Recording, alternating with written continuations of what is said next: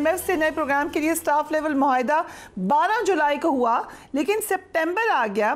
18 September تک executive کے board کے ایجنڈا میں پاکستان شامل نہیں ہے۔ پروگرام کی منظوری نہ ہونے کی وجہ کیا ہو سکتی ہے؟ کیا بیرونی فائنینسنگ کا مسئلہ ہے یا پنجاب حکومت نے جو ریلیف دیا دیٹ از اے پرابلم؟ بسم اللہ الرحمن الرحیم۔ فریہ، میرا خیال ہے کہ جو آپ نے دونوں باتیں کی ہیں وہ دونوں ہی ریلیونٹ ہیں، اور کچھ جو آپ کا جو سیٹلمنٹ ہے چائنیز لون کا اور ڈیفرمنٹ ہے، اس پہ شاید اس طرح سے ابھی بات چیت اس پیمانے پہ نہیں پہنچ سکی ہے کہ جہاں پر کوئی اس کو مطمئن کیا جا سکے، مگر میں آپ کو یہ یقین دلاتا ہوں کہ یہ پروگرام 100% ہوگا، اور میں یہ بھی کہنا چاہتا ہوں آپ کے پروگرام کے وساطت سے کہ ہم جو اسٹیٹمنٹ ایشو کرتے رہتے ہیں ہمارے مختلف حضرات کہ IMF پروگرام میں ڈیفیکلٹیز ہیں یا IMF ہمارے لیے مشکلات پیدا کر رہا ہے، ہمیں ان سے پرہیز کرنا چاہیے۔ پاکستان آج اس پوزیشن میں نہیں۔ سعودی عرب اور چین سے رول اوور چاہیے، لیکن ابھی تک وہ بھی نہیں ملا ہے۔ پاکستان سعودی عرب سے مؤخر ادائیگیوں پر تیل بھی حاصل کرنا چاہتا ہے، اس پہ بھی کوئی خبر نہیں ہے۔ سو کیا ہم کہہ سکتے ہیں کہ اب دوست ممالک نے بھی ہاتھ کھینچ لیا ہے ہم سے؟ دیکھیں فریہ، دو باتیں آپ بالکل اس میں اپنے دھیان میں رکھیں۔ آپ اس کو جب دوست ممالک کہتی ہیں تو یہ بنیادی طور پر ایک غلط پرسیپشن ہے۔ سعودی عرب کی جو بھی فنڈنگ یا فائنینسنگ ہوگی وہ ڈیپینڈ کرے گی کہ اس بارے میں امریکن کی اسٹریٹجی کیا ہے، وہ پاکستان کے بارے میں کس طرح سے اپنی پوزیشنز لے رہے ہیں، اور سعودی عرب اب جو بھی فیصلہ کرے گا وہ اپنے کمرشل انٹرسٹ کے بنیاد پہ کرے گا۔ دیکھیں، جو چیز ہمارے لیے پریشان کن ہے، عام آدمی کے لیے پریشان کن ہے، میرے لیے نہیں ہے، کیونکہ میں اس بارے میں پہلے بھی کلیئر تھا۔ وہ یہ تھا کہ ہم یہ امید لگا کے بیٹھے ہوئے تھے کہ ہمیں تقریباً 10 بلین تک کی فورن ڈائریکٹ انویسٹمنٹ آئے گی جو ہمارے کیش فلو کو بھی ٹھیک کرے گی۔ میں نے اس وقت بھی آپ کو کہا تھا کہ مجھے فورن ڈائریکٹ انویسٹمنٹ کے آنے کی امید نہیں ہے۔ تو جو زیادہ تکلیف دہ بات ہے، زیادہ پریشانی کی بات یہ ہے کہ پاکستان ایسا ملک بنتا جا رہا ہے جہاں سے لوگ پیسہ نکالنے کے لیے بات کر رہے ہیں، لانے کے لیے بات نہیں کر رہے۔ یہ ہمارا سبجیکٹ ہونا چاہیے کہ بھائی FDI کیوں نہیں آ رہی؟ اچھا، اس میں FDI نہیں آنے میں ہمیں کچھ بنیادی چیزیں صحیح کرنی پڑیں گی جس کی طرف ہمارا دھیان نہیں ہے۔ تو طویل عرصے سے شہباز ظہیر صاحب آپ بھی نقشہ کھینچ رہے ہیں پاکستان کی اکانومی کا، کیسر بنگالی صاحب نے بھی کچھ دیے ہیں اسٹیٹمنٹس۔ مین کویسچن ہے کہ کیا جو صورتحال آپ لوگ انکمپس کر رہے ہیں اس کی وجہ سے نچکاری نہیں ہو پا رہی؟ مثلاً PIA دیگر سرکاری اداروں کے حوالے سے ہونی تھی نچکاری، ابھی تک کیوں نہیں ہو سکی؟ دیکھیں، بات یہ نا کہ PIA کی نشکاری یا اور چیزوں کی نشکاری جو کہ لاس کے یونٹ ہے، اس کو نشکاری سے ہمیں اپنا خرچہ کم کرنا ہے۔ ہم یہ ایکسپیکٹ نہیں کریں کہ اس میں سے کوئی ہمیں پیسے آئیں گے۔ تو نشکاری کی پاکستان میں دو شکلیں ہیں۔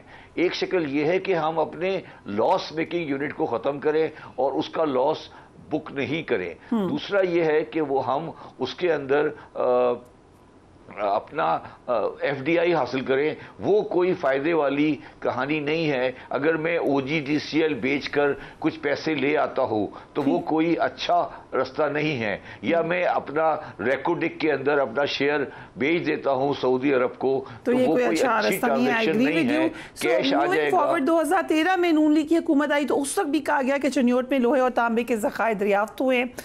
PTI دور میں سمندر میں تیل کے ذخائر کا کہا گیا۔ اب پھر ایک خوشخبری آپ کہہ لیں، سمندر میں تیل کے بڑے ذخائر موجود ہیں یہ کہا جا رہا ہے. ان خبروں کے مطابق اس جگہ کا تعین بھی کر لیا گیا ہے. اگر یہ ذخائر موجود ہیں تو یہ کتنی بڑی خوشخبری ہے. اچھا، میں اس بارے میں آپ نے بڑی اچھی بات کی. میں آپ کے پروگرام کے شروع ہونے سے پہلے یہ بات سوچ رہا تھا. دیکھیں، میری ساری زندگی آئل ایکسپلوریشن کے کام کے ایڈوائس میں گزری ہے. اور میں جب یہ خبر میں نے ڈان اخبار میں دیکھی تو میں نے کراچی کے جرنلسٹ اور جو مختلف ذرائع ہیں ان سے یہ پوچھا کہ یار یہ کیا بات ہے کہ یہ ڈان نے فرنٹ پیج پہ لگائی ہے اور کسی اور اخبار میں اس کا کوئی دور دور تک ذکر نہیں ہے. تو انہوں نے کہا کہ ہو سکتا ہے کہ یہ اسٹوری کہیں ڈان کے رپورٹر کو مل گئی ہو اور باقی کسی رپورٹر کے پاس نہیں ہے. میں دعا کرتا ہوں کہ یہ بات ٹھیک ہو اور ہمیں یہ ریزرو ملے، مگر اللہ تعالیٰ بہتری کرے کہ ہمیں ریزرو مل جائیں. مگر کیونکہ اس کے اوپر گورنمنٹ بھی سائلنٹ ہے اور جو دوسرا میڈیا بھی سائلنٹ ہے، ڈان نے بھی کوئی فالو اپ اسٹوری نہیں دی. اور کیونکہ میں آئل کمپنیوں کے یہ جو ویل ہوتے ہیں، جو کنویں ہوتے ہیں، وہ ایسا نہیں ہوتا کہ کوئی ایسی چیز ہو جو نظر نہیں آتی ہے، وہ نظر آ رہی ہوتی ہے. تو میرے ذاتی حساب سے مجھے کوئی بڑی ڈرلنگ کا ایسا پروجیکٹ نظر نہیں آیا. ہاں، یہ ضرور ہو سکتا ہے، کوائٹ پاسبل ہے کہ کوئی سیسمک سروے ہوا ہو جس میں ابھی ڈرلنگ نہیں ہوئی ہو اور اس میں oil reserve. Coming to the main problem inflation کی، ادارہ شماریات یہ کہہ رہا ہے کہ اگست کے ماہ میں ملک میں مہنگائی کی شرح کم ہو کر 9.6% پر آ گئی. Very good. لیکن مسئلہ یہ ہے کہ یہ ریفلیکٹ نہیں ہو رہا ایک عام انسان کی زندگی میں. کیا اعداد و شمار غلط دیے جا رہے ہیں؟ یہ کیا وجہ ہے کہ ایک عام آدمی کو ریلیف نہیں مل پا رہا؟ بات یہ ہے فریہ کہ ہمیں یہ تو ایکسیپٹ کرنا پڑے گا نا کہ پاکستان کی اکنامی شرنک ہو رہی ہے، پاکستان کی جی ڈی پی اور نہیں بڑھ رہی ہے، پاکستان اپنے فورن کرنسی ریزرو کی مینجمنٹ میں مشکلات کا شکار ہے. اگر ان سب چیزوں کو ہم بھول کے یہ کہنے لگیں کہ پاکستان میں اکنامک اسٹیبلٹی آ گئی ہے، پاکستان بالکل صحیح سمت میں جا چکا ہے، پاکستان نے معیشت کی صحیح راہ پکڑ لی ہے، تو پھر یہ الفاظ ہو جاتے ہیں، ان کا کوئی مطلب نہیں ہے. ہم بھی اس ملک میں رہتے ہیں، ہم نے یہ الفاظ 100 دفعہ سنے ہیں، کہے ہیں، تو اب اس کا کوئی مقصد نہیں ہے. تو پاکستان اب شدید میں دوبارہ استعمال کر رہا ہوں، شدید معاشی مشکلات کا شکار ہے. اور ان معاشی مشکلات کا حل یہ ہے، پہلا حل یہ ہے کہ پاکستانی قوم یہ ریئلائز کرے کہ پاکستانی قوم اور اس کے لیڈران یہ ریئلائز کریں کہ وہ معاشی مشکلات میں ہیں اور پھر اس کو کریکٹ کریں.